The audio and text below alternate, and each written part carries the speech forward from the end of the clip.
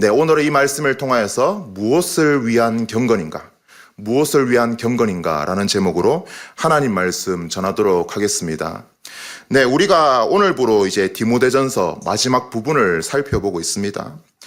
우리가 살펴보고 있는 이 디모데전서가 관통하고 있는 큰 주제 중에 하나는 무엇이냐면은 거짓 교사들이 전파하는 가르침을 경계하고 바른 교훈을 따르라 라는 것입니다. 특별히 오늘 말씀에서 사도 바울은 교회 내에 만연하게 퍼져진 이 물질주의를 경계하고 있습니다. 당시 에베소 교회의 물질주의가 만연하게 퍼지게 된 까닭은 거짓 교사들로 인해 에베소 교인들이 잘못된 가르침을 받았고 그로 인해 그들의 경건이 왜곡되었기 때문입니다. 오늘 우리 이 말씀을 통하여서 왜곡된 경건은 우리의 삶에 어떠한 파급 효과를 불러일으키는지, 또한 참된 경건을 위해서 우리가 붙들어야 할 것은 무엇인지에 대해서 우리가 함께 살펴보고자 합니다. 우리가 살펴보고 있는 이 디모데전서는 사도 바울이 에베소 교회에 사역하는 디모데에게 보낸 편지죠. 당시 에베소 지역은 아주 유명한 항구 도시였습니다. 동서양의 여러 문화와 물류가 활발히 교류되는 그런 무역의 중심지가 바로 이 에베소 지역이었죠. 그러기에 에베소 지역에 거주하는 이 사람들은 무역과 같은 다양한 시장 거래를 통하여서 물질적인 풍요를 누렸고 그 풍요를 누리는 것이 곧 나의 행복이다라고 이렇게 생각을 했습니다. 그런데 이러한 에베소 지역의 사람들의 생각은 종교적인 영역에서도 유효했습니다. 여러분, 제가 이 사진 하나 보여드리는데요. 이 사진이 뭔지 아십니까? 이 사진이 바로 에베소 지역에서 아주 가장 유명한 메인 신, 아데미 여신상입니다.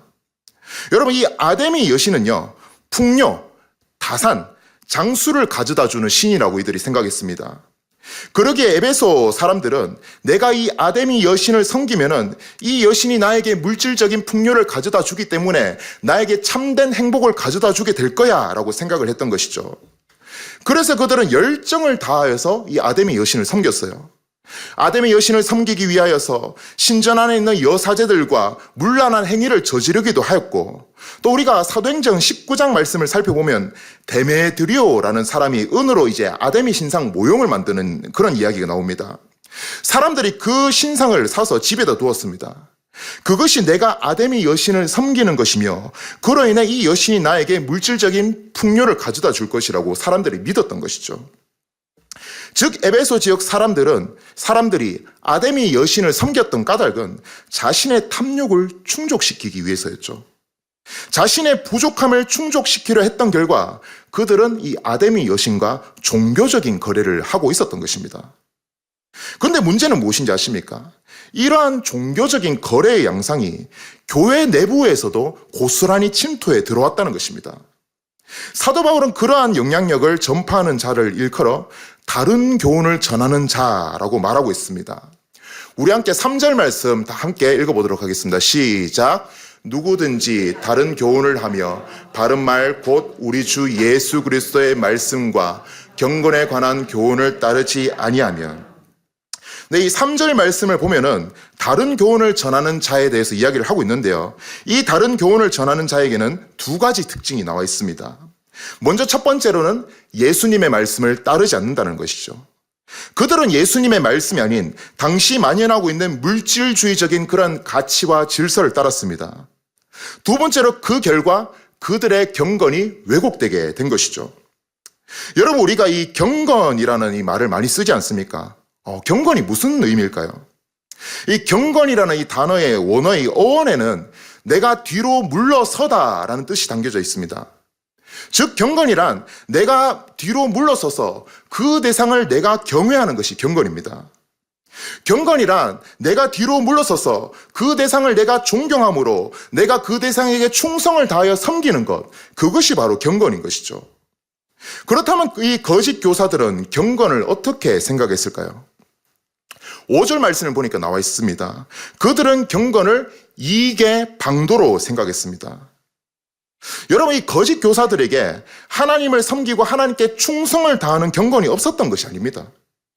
그들에게는 경건이 있었습니다. 다만 그 경건의 목적이 잘못된 것이죠. 거짓 교사들에게 믿음이 없었던 것이 아니에요.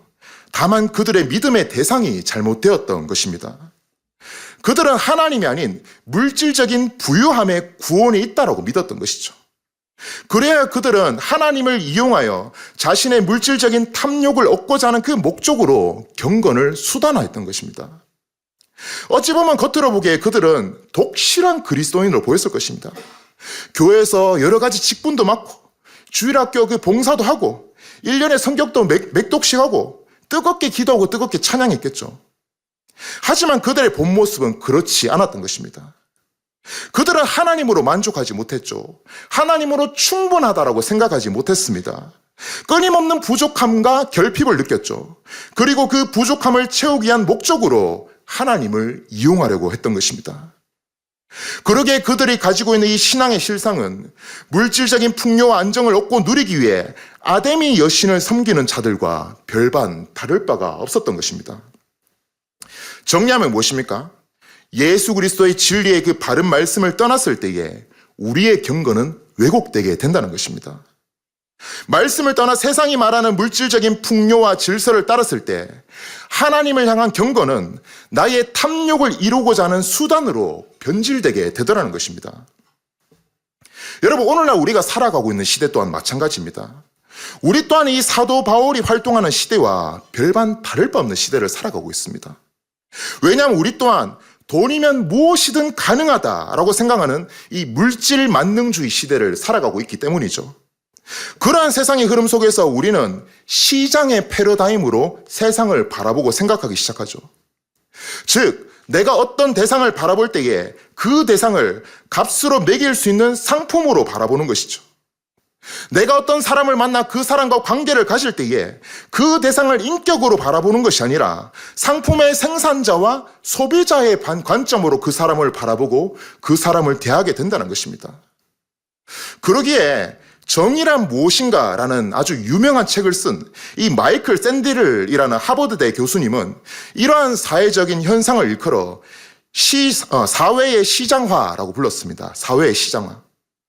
즉 사회의 시장화란 내가 어떤 사람과 내가 어떤 사물을 바라볼 때에 그 대상을 흥정, 매매, 거래의 대상으로 바라본다는 것입니다. 그러다 보니 나타나는 문제가 있습니다. 첫 번째로 공정성의 문제가 생기는 것이죠. 물질적인 풍요를 누리는 사람은 계속적으로 부를 축적하면서 그 풍요를 누려요. 하지만 그렇지 않은 사람은 계속적으로 가난해집니다. 불공정, 불평등의 문제가 생기게 되는 것입니다. 그리고 또 한 가지 문제가 있어요. 내가 마주 대하는 사람과 사건, 사물이 지니고 있는 그 본질적인 가치를 상실해 버리게 된다는 것입니다. 여러분, 저는 어릴 적에 저희 할머니 집에 가는 것을 너무 좋아했습니다.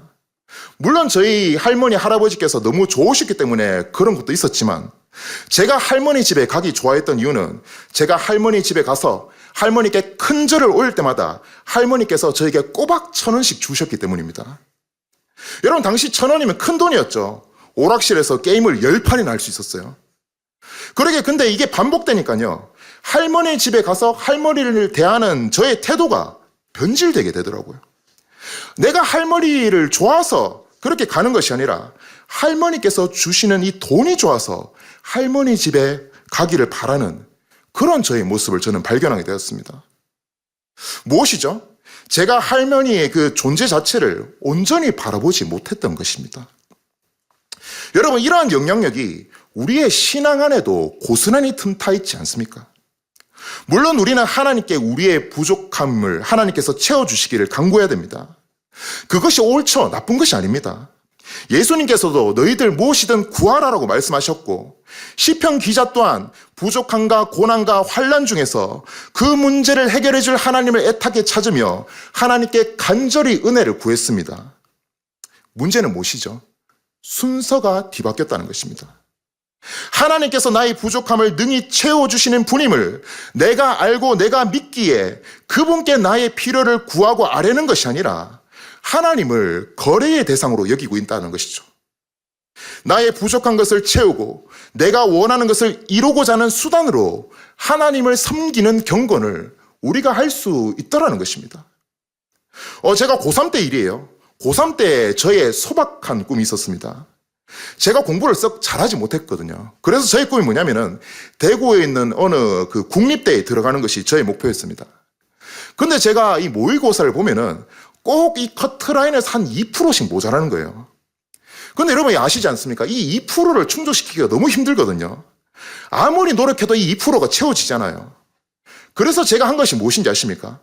매주 금요일마다 대구에 있는 어느 큰 교회 금요 기도회에 꼬박 참석하는 것이었습니다. 공부를 시작하기 전에 하루에 일정 분량의 성경책을 읽는 것이었습니다. 잠을 잘 때 성경책을 베개 삼아 자는 것이었습니다. 그러면 하나님의 지혜가 저희 머릿속에 들어온 줄 알았어요. 이게 뭐 좀 잘못됐지만 참 물론 그 열정이 참 귀했죠. 근데 하지만 지금 되돌아보면은 저는 경건을 이익의 방도로 삼고 있었던 것입니다. 내가 원하는 대학에 들어가기 위한 그 목적으로 하나님을 예배하며 하나님과 거래를 하고 있었던 것이죠. 참 근데 감사하게도 하나님께서는 그러한 저에게 긍휼을 베풀어 주셔서 수능을 어느 정도 잘 보게 하셔서 제가 원하는 대학에 들어가게 해주셨습니다. 근데 우리 또한 이처럼 경건을 이익의 방도로 생각할 수 있게 되더라는 것입니다. 그런데 이러한 현상은요, 하나님께만 국한되지 않습니다. 하나님을 향한 우리의 경건이 왜곡되었을 때 그 왜곡된 경건의 영향력은 고스란히 우리 주변으로 흘러 퍼지기 시작합니다. 우리가 마주 대하는 사람과 사건, 사물을 바라보는 시선 또한 왜곡되어 버리죠. 그 대상의 본질적인 가치를 바라보는 것이 아닌 나의 탐욕과 나의 부족함을 이루고자 하는 수단으로 그 대상을 바라보고 그 대상을 대하게 되는 것입니다. 그래서 사도 바울이 10절에서 이렇게 이야기를 하는 것입니다. 돈을 사랑함이 일만하게 뿌리가 된다. 돈을 사랑하는 것이 일만하게 뿌리가 된다고 이야기합니다. 여러분, 돈 자체는 악한 것이 아니에요. 하나님께서는 화폐를 통하여서 사회가 운영되게 하시고 경제가 돌아가게 하시고 사람들에게 일용할 양식이 공급되도록 일하시죠. 문제는 무엇이죠? 하나님을 향한 우리의 경건이 왜곡되어 버리자 돈을 바라보는 시선 또한 왜곡되게 되더라는 것입니다. 하나님이 왜 우리에게 재정을 허락하여 주셨는지, 돈이 지니고 있는 본질적인 가치가 무엇인지 생각하지 않게 되는 것이죠. 단순히 나의 부를 축적하고 나의 탐욕을 채우려는 그 목적으로 우리가 돈을 바라보고 돈을 벌기 위해서 힘쓰게 된다는 것입니다. 하나님을 향한 경건이 왜곡되자 우리 주변 사람들을 바라보는 시선 또한 왜곡되게 되죠. 하나님의 형상으로 지음받은 그 지체들을 하나님의 마음과 시선으로 바라보지 못하고 거래의 대상으로 바라보게 되죠.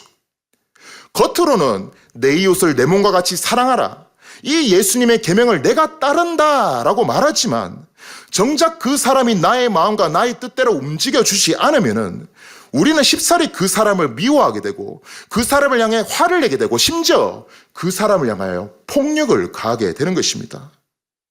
그 결과 어떻습니까? 4절 말씀에서 그는 교만하여 아무것도 알지 못하고 변론과 언쟁을 좋아하는 자니 이로써 투기와 분쟁과 비방과 악한 생각이 나며, 교회 안에서도 분쟁, 다툼, 분열이 끊어지지 않는 것입니다. 여러분, 이 말씀을 준비하면서 저 스스로도 많이 되돌아봤습니다. 제가 이전에 직장생활을 좀 했지 않습니까? 이제 직업을 바꾸고 사역자가 된 지 어느덧 4년 차가 되었어요. 벌써 금방 지났죠. 처음에 제가 이 길을 걸어가기로 결정했을 때는 그냥 단순히 하나님이 너무 좋아서였습니다. 주님 한 분만으로 너무나 만족하고 주님 한 분만으로 충분해서였습니다. 그런데 지금 저의 모습을 되돌아봤을 때 주님 한 분만으로 충분하다? 죄송한데 100% 그렇다라고 말씀드릴 수 없을 것 같습니다. 제 마음에 이런 것들이 있더라고요. 안정적인 사역을 함으로 조금이라도 풍족해지고 싶은 마음. 제가 맡고 있는 사역을 원활하게 운영하여 성공하기 위한 목적으로 누군가를 대하고 바라고 있는 마음. 이런 모습들이, 이런 마음들이 제 안에 솔직하게 있더라고요. 그러게 부끄럽지만은 어찌 보면은 이 자리에 서 있는 저 자신 또한 에베소 교회 가운데 틈타 있는 거짓 교사와 다르지 않을까, 이런 생각을 저는 좀 해봤습니다. 여러분 어떻습니까? 여러분은 왜 경건한 삶을 살아가기를 노력하고 소망하고 계십니까? 하나님 때문입니까? 아니면 여러분께서 이루시고자 하는 것들이 있기 때문입니까?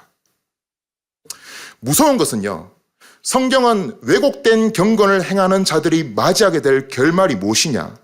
9절 말씀을 보니까 파멸과 멸망이라고 말하고 있습니다. 여러분, 이 원어의 시제를 보면은 현재 진행형이거든요. 그러니까 파멸과 멸망은 최후의 상태만 있는 것이 아닙니다. 우리의 하나님을 향한 그 경건이 왜곡되었을 때에 그 상태가 바로 파멸과 멸망이라고 성경이 이야기하고 있는 것이죠. 파멸과 멸망을 맞이하게 된 결과가 무엇인지 아십니까? 10절 말씀을 보니까 사도 바울이 경건이 왜곡된 자들, 이 말미에 어떤 현상이 있느냐? 많은 근심으로 자기를 찌른다라고 이야기하고 있습니다. 경건이 왜곡된 자들의 마음에 근심이 많다라고 이야기를 하죠. 마음속에 올라오고 있는 그 무수히 많은 근심이 끊임없이 자기를 찌르고 있기 때문에 괴로움에 시달리고 있다고 합니다. 스스로 자기 마음에 있는 탐욕을 해결하기 위해 발버둥 치지만 그것이 좀처럼 해소되지 않는다는 것입니다. 끊임없는 부족함과 결핍을 겪으며 고통 속에서 살아가는 것, 이것이 파멸과 멸망을 겪고 있는 자들의 특징이라고 이야기를 하는 거죠. 그러기에 4세기의 사막의 수도사들은 우리 안에 있는 이 탐욕이 죽음에 이르게 만드는 7가지 대죄 중에 하나라고까지 이야기하기도 했습니다. 그렇다면 어떻게 하면 우리가 이러한 왜곡된 경건에서 돌이켜 참된 경건을 향하여 나갈 수 있게 되는 것일까요? 우리 함께 6절 말씀 읽어보도록 하겠습니다. 시작. 그러나 자족하는 마음이 있으면 경건은 큰 이익이 되느니라. 지금 사도 바울이 이야기하고 있죠. 너희들 자족하는 마음을 가져야 된다.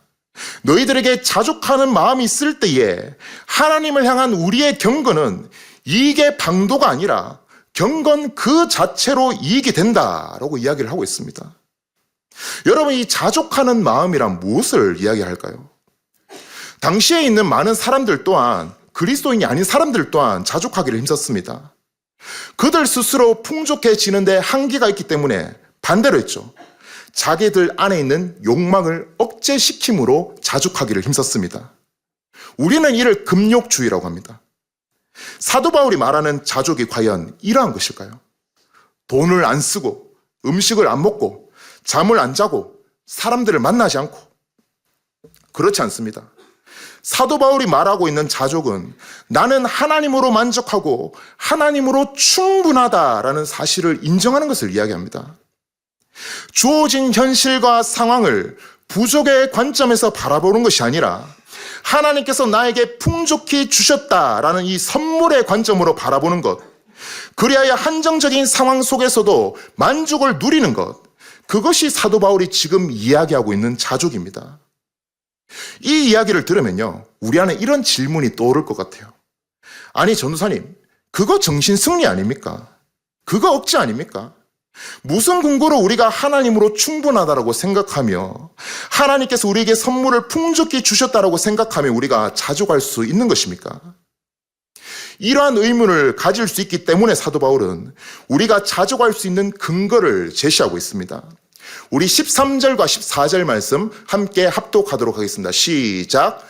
만물을 살게 하신 하나님 앞과 본디오 빌라도를 향하여 선한 증언을 하신 그리스도 예수 앞에서 내가 너를 명하노니 우리 주 예수 그리스도께서 나타내실 때까지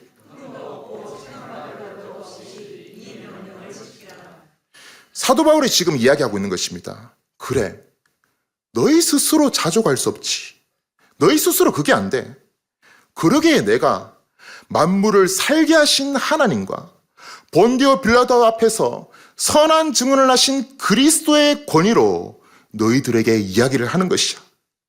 너희들 다른 것 보지 말고 우리를 위하여 그 선한 일을 행하신 하나님과 예수 그리스도를 바라봐. 저와 여러분이 주님 한 분만으로 자족할 수 있는 까닭이 무엇입니까? 생명의 결핍을 겪고 있는 우리에게 그리스도께서 오셨기 때문입니다. 우리 예수님께서 하나님이 소유하고 계신 그 풍성한 생명을 가져다 주시기 위해 본디오 빌라도 앞에서 선한 증언을 하셨기 때문이죠. 여러분, 우리 예수님께서는 하나님이십니다. 그분께는 풍족함만 있으셨습니다. 그분께는 부족함이 전혀 없으셨죠. 그러한 예수님께서 사람의 몸을 입고 스스로 자기 자신을 비우며 낮아지기로 결정하셨습니다. 그래야 그분께서는 본디오 빌라도 앞에서 신문을 받으셨죠. 사람들로부터 온갖 고난과 핍박을 받고 심지어 자신이 십자가에 못 박혀 죽임 당할 것을 그분께서는 뻔히 아시면서도 그분께서는 빌라도에게 자신의 목숨을 전혀 구걸하지 않으셨습니다. 오히려 그분께서는 자신이 하나님 나라의 왕임을, 자신이 속한 나라는 시장의 패러다임이라는 이 세상의 질서를 따르지 않음을, 그리고 자신이 이 진리를 증언하기 위해 이 땅에 오셨음을 빌라도에게 담대히 증언하시고 선언하셨죠. 무엇입니까? 그분께서는 세상이 말하는 시장의 패러다임에 굴복하지 않으시며 끝까지 자신에게 맡겨진 그 사명을 감당하신 것입니다. 그 결과 그분께서는 사람들에 의해 십자가에 못 박혀 죽으시죠. 그러나 어떻습니까? 만물을 살게 하신 하나님께서 우리 예수 그리스도께 생명을 불어넣어 주심으로 그분을 부활시키셨습니다. 그리고 그분을 믿고 따르는 저와 여러분들 또한 부활의 생명을 누릴 수 있는 은혜를 허락하여 주셨죠. 그러한 부활의 생명을 누리는 삶을 살아갈 수 있도록 우리의 삶 가운데 성령을 허락하여 주셨습니다. 여러분, 이것이 우리 삶에 의미하는 바가 무엇입니까? 우리 인생 가운데 패러다임 전환이 일어났다는 것입니다. 부족함을 외치는 시장의 패러다임에서 하나님께서 허락하시는 풍족한 선물의 패러다임으로 전환이 일어난 것이죠.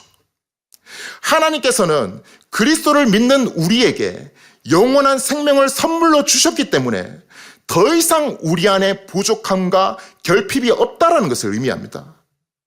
생명이 결핍되어 죽음으로 이르는 나에게 영원한 생명을 주신 하나님께서 하물며 내가 이 땅에서 안정적인 삶을 살아갈 수 있도록 나를 돌보시고 나의 필요를 채워주지 않겠느냐 확신하고 소망을 가질 수 있게 된다는 것을 의미합니다.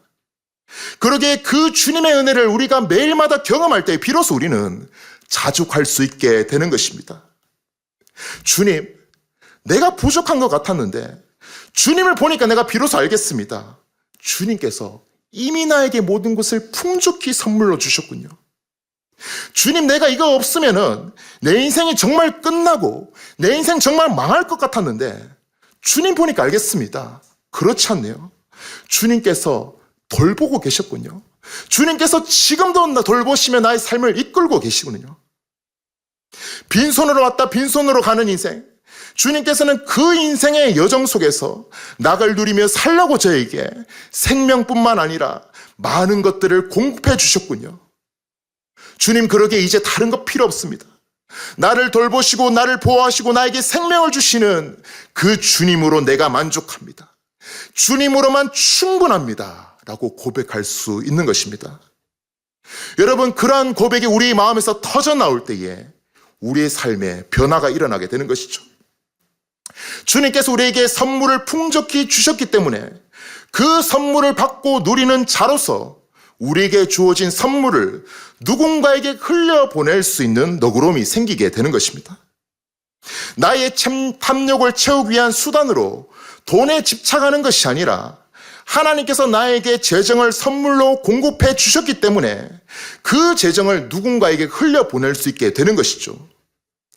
하나님으로만 만족하기 때문에 더 이상 나의 목적과 뜻을 이루기 위한 수단으로 누군가를 대하는 것이 아니라 그 대상을 하나님의 마음으로 존귀히 여기며 사랑할 수 있게 되는 것입니다.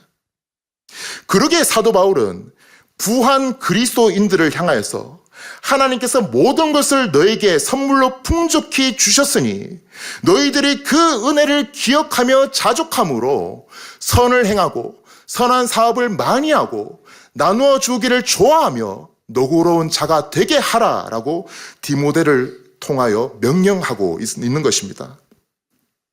그리고 사도 바울은 하나님께서 나에게 주신 선물을 흘려보내는 삶을 우리가 살아갈 때에 그 삶을 참된 생명, 영원한 생명을 취하는 삶이다라고 이야기를 하고 있습니다. 여러분, 영생이란 시간적인 영원성만을 말하는 것이 아닙니다. 영생이란요, 하나님께서 나에게 주신 선물을 인식하며 사는 삶을 이야기합니다. 하나님께서 나에게 내가 살아갈 필요들을 풍족히 채워주셨기에 나 또한 부족함과 결핍을 겪고 있는 누군가에게 그 필요를 기꺼이 흘려보내는 삶, 그 삶이 바로 영생을 취하고 영생을 누리는 삶이라고 이야기를 하는 것이죠. 여러분, 왜 사도 바울은 에베소 교인들을 향하여 이런 삶을 살아가라라고 명령하고 있는 것일까요? 왜 사도 바울은 디모데를 통하여 그들이 자족하는 마음을 가짐으로 하나님께서 그들에게 주신 선물을 누군가에게 흘려보내기를 바라는 삶을 살아라고 명령하고 있는 것일까요? 이것이 바로 교회를 통하여서 하나님께서 이루고자 하는 비전이었기 때문입니다. 여러분, 이 사도행전 말씀을 보면요, 성령이 충만한 초대교회에 나타났던 현상 한 가지가 있습니다.